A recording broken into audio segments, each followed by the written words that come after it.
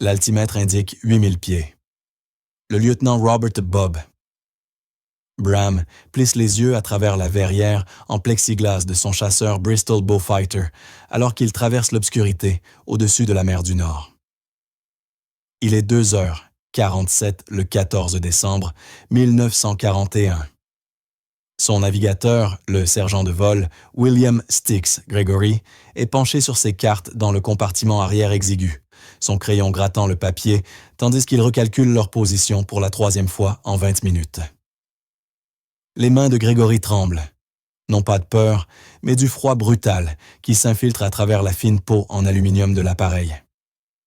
La température extérieure est de moins 15 degrés Celsius. À l'intérieur, il fait à peine plus chaud.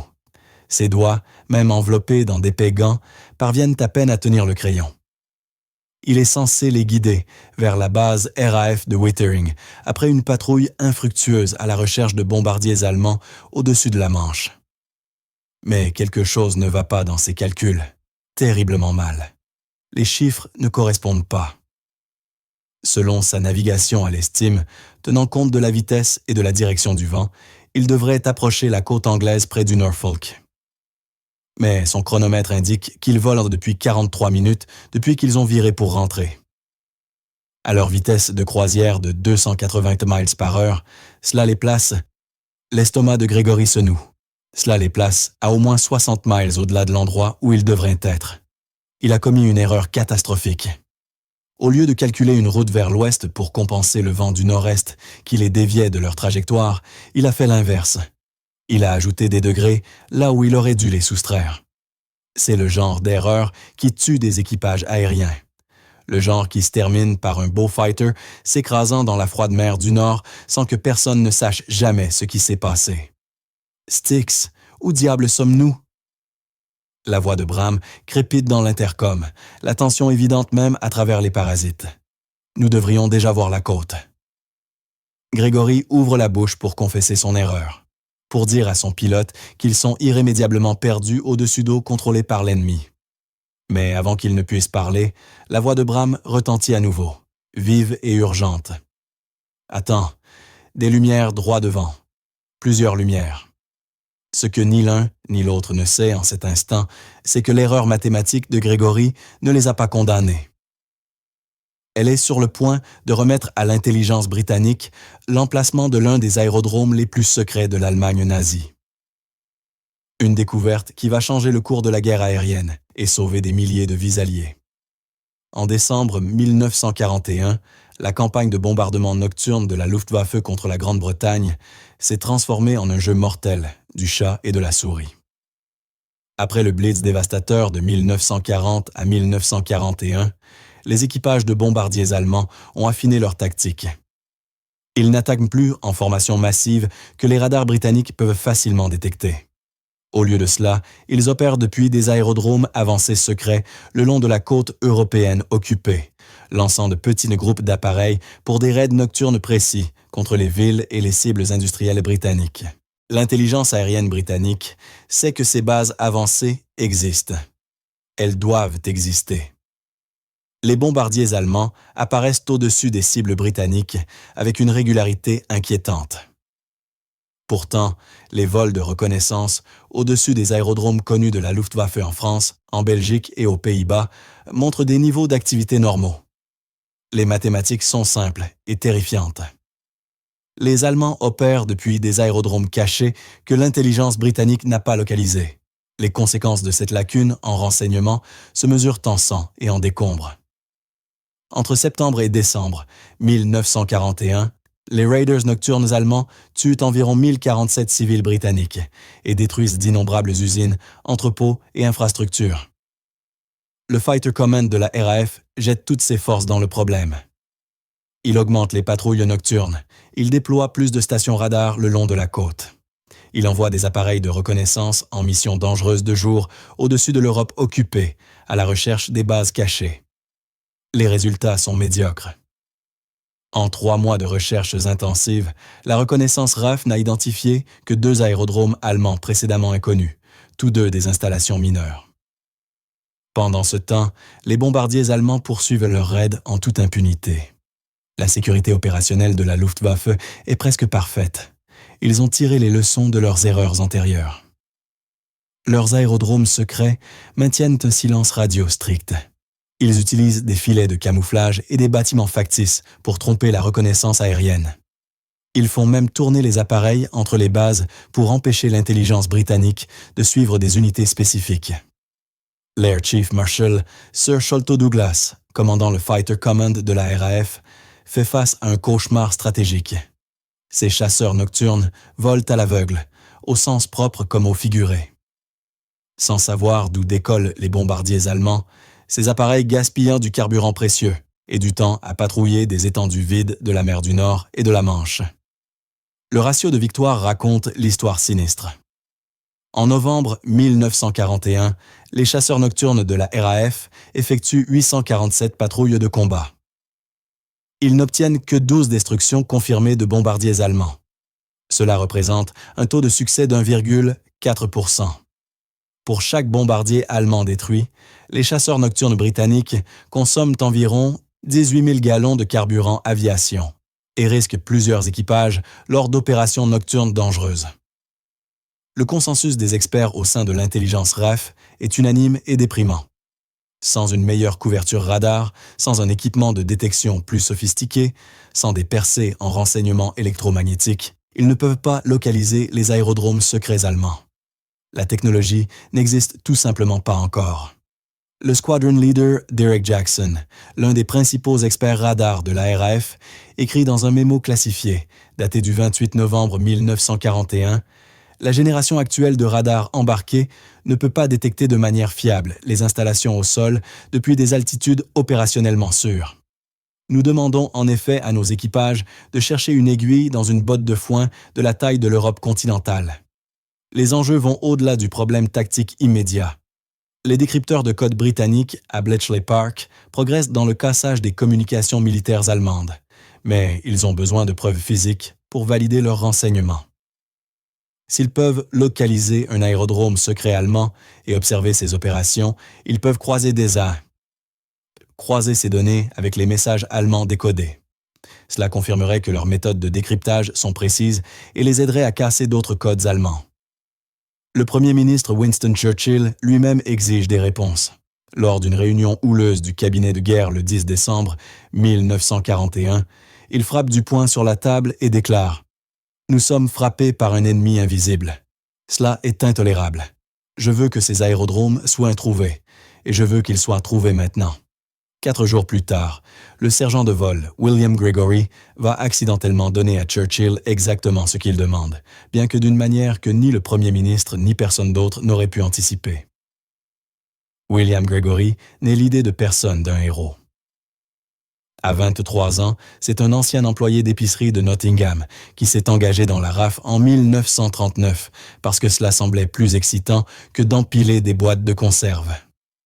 Il a à peine réussi son cours de formation de navigateur à RAF Cranwell, terminant 47e sur 52 élèves. Ses instructeurs ont noté dans son dossier « Compétences mathématiques adéquates, a tendance à précipiter les calculs, nécessite une supervision supplémentaire. Cette évaluation est généreuse. » Gregory sait qu'il n'est pas un navigateur naturel, contrairement à certains de ses camarades de classe qui semblaient comprendre instinctivement la navigation céleste et à l'estime. Il doit travailler 2 fois plus dur pour obtenir la moitié des résultats. Il porte un carnet usé, rempli de formules et de facteurs de correction, y faisant constamment référence pendant les vols, parce qu'il ne peut pas garder les calculs en tête. Son pilote, le lieutenant Robert Bram, est son opposé à presque tous les égards. À 20 ans, Bram est déjà un as avec 7 victoires confirmées. Il est calme sous pression, décisif, et possède ce genre de talent naturel pour le pilotage qui fait hocher la tête les instructeurs avec admiration. Il est aussi inhabituellement patient avec son navigateur. Alors que d'autres pilotes de l'escadron se plaignent des erreurs de leur navigateur, Bram ne le fait jamais. Il semble comprendre que Gregory fait de son mieux, même quand ce mieux est insuffisant. La nuit du 14 décembre 1941, ils effectuent leur 3e patrouille de la semaine. C'est un travail fastidieux et épuisant. Ils décollent bas de RAF Wittering à 23h30. montent à l'altitude de patrouille et passent des heures à voler en motif de recherche au-dessus de la mer du Nord, à la chasse de bombardiers allemands qui peuvent ou non être là. Le froid est brutal, l'obscurité absolue. La seule lumière provient de la faible lueur du tableau de bord et des aperçus occasionnels d'étoiles à travers les trouées dans les nuages. Le moment d'illumination de Grégory ne vient pas par génie, mais par une vérification désespérée de son travail. Alors que Bram signale voir des lumières devant, Grégory recalcule frénétiquement leur position. Ils travaillent à rebours à partir de l'heure de décollage, leur vitesse aérienne, leur cap. Il intègre les données de vent qu'il a reçues de l'officier météo avant le décollage. Et puis, il le voit, son erreur. Il a compensé le vent dans la mauvaise direction pour toute la jambe de retour. Sa première réaction est la panique pure. Ils n'approchent non pas de l'Angleterre. Ils volent plus profondément dans l'espace aérien, contrôlé par l'ennemi. Ils sont quelque part, au-dessus des Pays-Bas ou du nord de l'Allemagne. Ces lumières de que voit Bram ne sont pas britanniques. Elles sont allemandes. Sa seconde réaction change tout. Si ce sont des lumières allemandes et qu'ils sont si loin des aérodromes allemands connus et qu'il y a plusieurs lumières suggérant une installation majeure, alors ils ont trouvé quelque chose d'important. Bob, la voix de Grégory, est tendue alors qu'il parle dans l'intercom. Ce ne sont pas nos lumières. Nous sommes au-dessus du territoire ennemi. J'ai fait une erreur de navigation. Nous sommes à environ 60 miles à l'est de l'endroit où nous devrions être. Il y a une longue pause. Puis la voix de Bram, étonnamment calme. « Eh bien alors, Styx, allons y jeter un œil de plus près, d'accord ?» Bram incline le Beaufighter dans un virage doux, réduisant l'altitude à 6000 pieds. Le cœur de Grégory bat la chamade contre ses côtes. Tout cela est complètement faux. Ils sont profondément en espace aérien ennemi, sans autorisation, sans renfort, et avec à peine assez de carburant pour rentrer. S'ils font demi-tour immédiatement, si des chasseurs allemands décollent, ils sont morts. Si les batteries anti-aériennes allemandes ouvrent le feu, ils sont morts. S'ils tombent en panne de carburant au-dessus de la mer du Nord, ils sont morts. Mais Bram continue à descendre. 5000 pieds, 4000 pieds.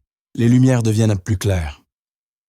Grégory peut les voir maintenant depuis sa position tournée vers l'arrière, en tordant le cou pour regarder au-delà de la queue du Beaufighter. Pas seulement des lumières, des dizaines de lumières disposées en motifs qui ne peuvent signifier qu'une seule chose, un aérodrome majeur.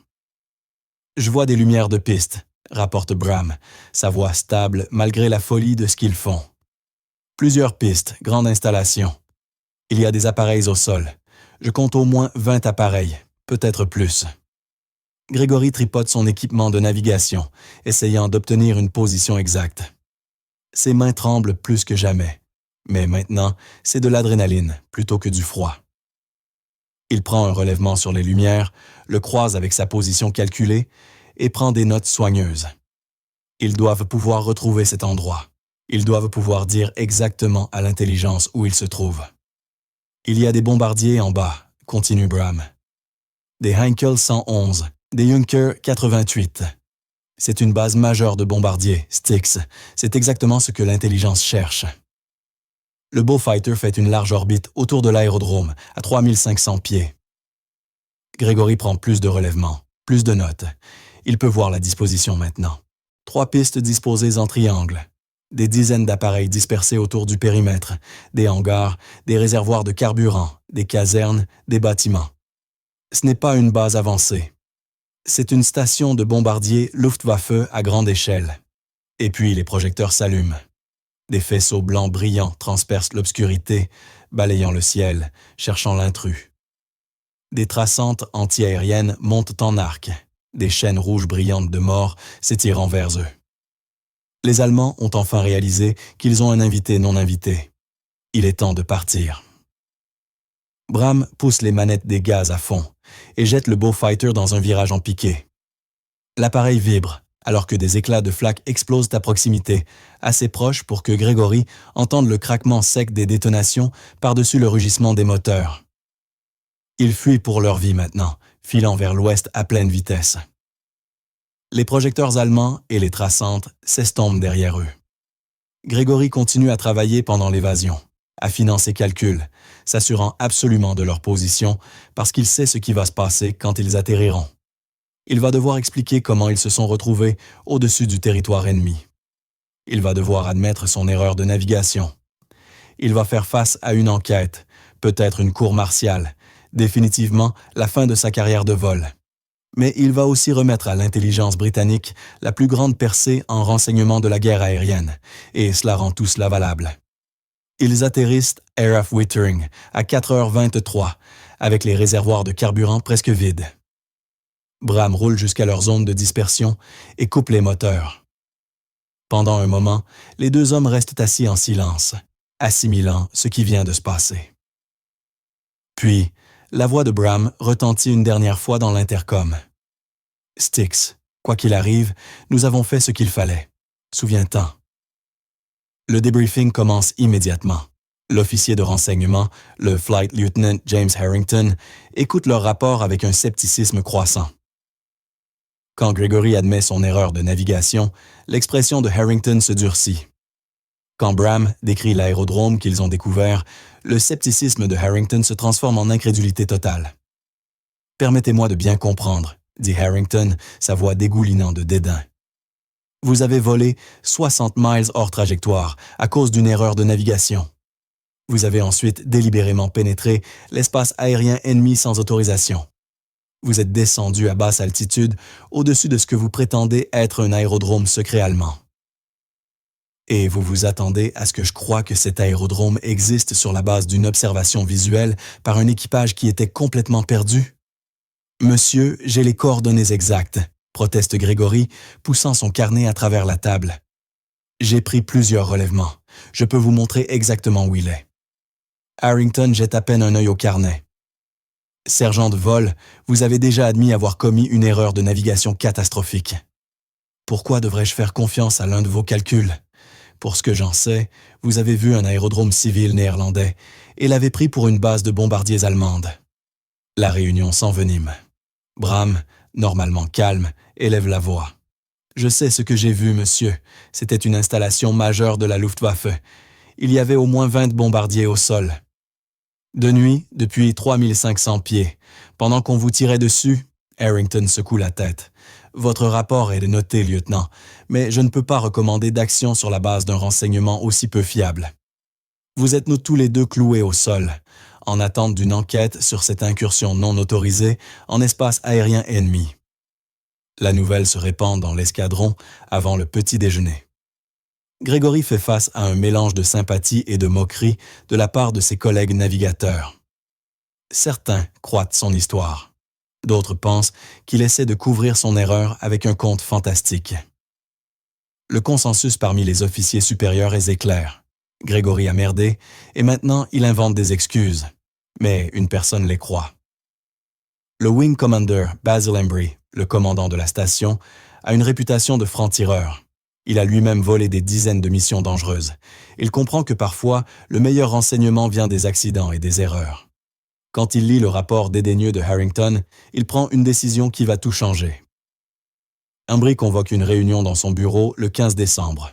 Présents sont Bram, Gregory, Harrington, le squadron leader Derek Jackson de l'intelligence RAF et le group captain Victor Beamish, le commandant de secteur. La pièce est tendue dès qu'ils s'assemblent. « Messieurs, commence Embry, nous avons une percée potentielle en renseignement et je ne permettrai pas qu'elle soit rejetée parce qu'elle est survenue par des moyens non orthodoxes. » Harrington objecte immédiatement. « Monsieur, avec tout le respect, nous ne pouvons pas baser des décisions opérationnelles sur des observations peu fiables d'un équipage qui était perdu. » C'est exactement mon point. Jackson ajoute « Nous cherchons ces aérodromes secrets depuis des mois. Chaque piste crédible s'est transformée en impasse. Maintenant, nous sommes censés croire qu'une erreur de navigation a accidentellement mené à la découverte d'une base allemande majeure. Les probabilités contre cela sont astronomiques. » La pièce explose. Les voix se chevauchent alors que plusieurs officiers argumentent simultanément. Harrington insiste sur le fait qu'autoriser une mission de reconnaissance basée sur les coordonnées de Gregory serait un gaspillage de ressources. Jackson argue que même si l'aérodrome existe, les Allemands auront tout déplacé après avoir été repérés. Beamish s'inquiète de risquer de précieux appareils de reconnaissance sur ce qui pourrait être une fausse piste. Embry les laisse argumenter pendant 5 minutes. Puis il frappe du poing sur le bureau, faisant taire la pièce. Assez. Voici ce que nous allons faire.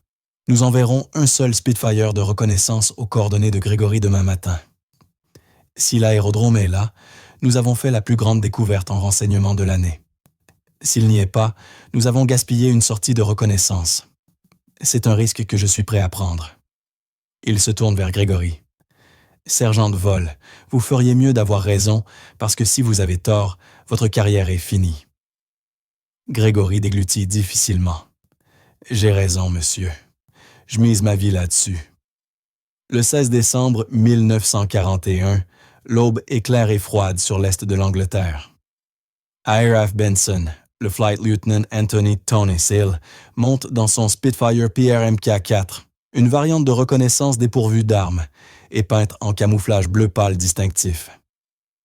Sa mission est simple, voler vers les coordonnées fournies par Gregory, photographier ce qui s'y trouve et rentrer.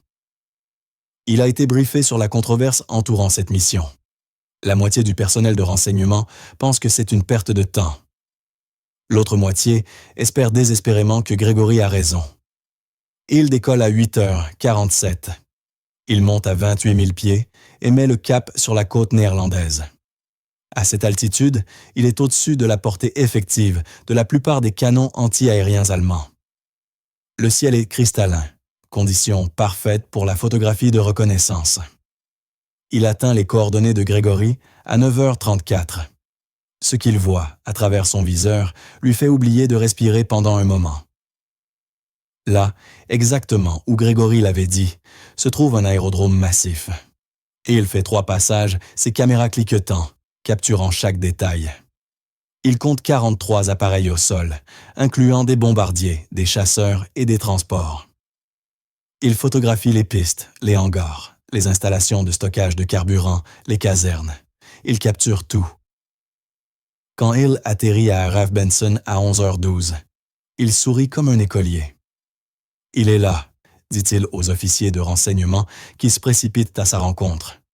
Tout ce qu'ils ont dit, c'est tout là. C'est la vraie chose. Les photographies sont développées en quelques heures. Elles sont envoyées d'urgence au quartier général de l'intelligence RAF, à Bentley Priory. Le soir, elles sont sur le bureau de l'Air Chief Marshal Douglas. L'analyse confirme l'évaluation initiale de Hill. C'est l'aérodrome de Gilserigen aux Pays-Bas, une base majeure de bombardiers Luftwaffe, dont l'intelligence britannique n'avait aucune idée de l'existence. Les archives allemandes, capturées après la guerre, révèlent que Gilserigen était le siège du Kampfgeschwader 30, une escadre de bombardiers équipés de Junkers 88 qui menait des raids nocturnes contre la Grande-Bretagne depuis septembre 1941. L'impact de cette découverte est immédiat et profond. En 24 heures, le Bomber Command de la RAF planifie un raid majeur sur Gilserigen. Mais d'abord, l'intelligence britannique veut observer la base pour apprendre ses schémas opérationnels, identifier quand les bombardiers décollent et reviennent. Pendant 3 semaines, des appareils de reconnaissance photographient Gilserigen quotidiennement. L'intelligence électromagnétique britannique surveille son trafic radio. L'image du renseignement devient cristalline. C'est l'une des bases principales de bombardement nocturne de la Luftwaffe pour les opérations contre la Grande-Bretagne. Le 7 janvier 1942, le Bomber Command de la RAF frappe. 48 bombardiers. Bristol Blenheim, escorté par des Spitfire, attaque Gilserigen en plein jour. Le raid est dévastateur. Les bombes détruisent 2 hangars, endommagent la piste principale et détruisent ou endommagent 17 appareils allemands au sol. Les pertes allemandes incluent 23 morts et 41 blessés. Plus important, Gilserigen est mis hors service pendant 11 jours. Mais la vraie valeur de la découverte de Gilserigen va bien au-delà de ce raid unique. L'intelligence britannique sait maintenant quoi chercher. Ils analysent les caractéristiques qui faisaient de Gilserigen une base secrète efficace. Son emplacement près de la côte, mais pas directement sur elle. Ses techniques de camouflage, ses schémas de dispersion. Ils utilisent cette connaissance pour identifier 3 autres aérodromes secrets allemands dans le mois suivant. Leeuwarden aux Pays-Bas, Soesterberg près d'Utrecht et Schiphol près d'Amsterdam. Les statistiques racontent comment cette découverte change la guerre aérienne. Dans les 3 mois précédant la découverte de Gilserigen, les bombardiers nocturnes allemands volent 347 sorties contre des cibles britanniques, avec un taux de perte de seulement 3,7%. Dans les 3 mois suivant la découverte et les raids subséquents sur les aérodromes secrets, les sorties allemandes tombent à 198 et leur taux de perte monte à 8,4%. Les chasseurs nocturnes britanniques, maintenant capables de patrouiller près des aérodromes allemands connus, améliorent leur ratio de victoire de 127%. Le coût humain est tout aussi significatif. Les pertes civiles britanniques, dues aux bombardements nocturnes allemands, chutent d'une moyenne de 416 par mois, dans la période septembre-décembre, 1941 à 187 par mois, dans la période janvier-mars, 1942. Cela représente 687 vies britanniques, sauvées en seulement 3 mois, directement attribuables à la perturbation des opérations de bombardiers allemands suite à la découverte de leurs aérodromes secrets. Les archives allemandes fournissent la perspective ennemie. Le pilote de bombardier Hans-Klaus Hübner, du KG-30, basé à Gilserigen, écrit dans son journal, après le raid du 7 janvier, « Les Britanniques nous ont trouvés. Notre sanctuaire n'est plus sûr. Nous pensions être invisibles, mais d'une manière ou d'une autre, ils ont percé notre voile de secret. Le moral souffre. Les hommes savent que nous sommes maintenant vulnérables, que les bombardiers britanniques reviendront.